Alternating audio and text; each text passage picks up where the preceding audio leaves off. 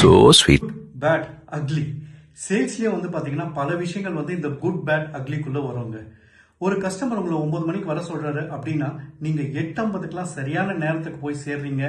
அந்த கஸ்டமர் இதுக்கு முன்னாடி விசிட்டில் கேட்ட கேள்விகளுக்கெல்லாம் பதில் தரமாக ப்ரிப்பேர் பண்ணி வச்சுருக்கிறீங்க.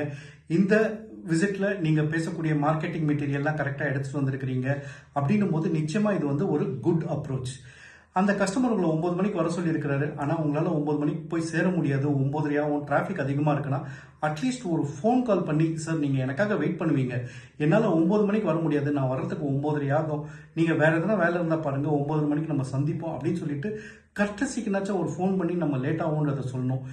லேட்டாக போகிறது நிச்சயமாக ஒரு பேட், ஆனால் அக்லி கிடையாது.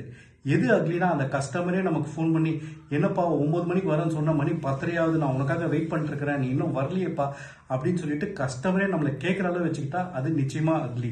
இந்த மாதிரி ஒரு அப்ஸ்காண்டட் அப்ரோச் நம்ம வச்சுக்கிட்டோம்னா இது மார்க்கெட்டில் ஸ்ப்ரெட் ஆகும். அதனால வந்து நம்மளோட கம்பெனியோட இமேஜ், வியாபாரம் நிச்சயமாக பாதிக்கும்.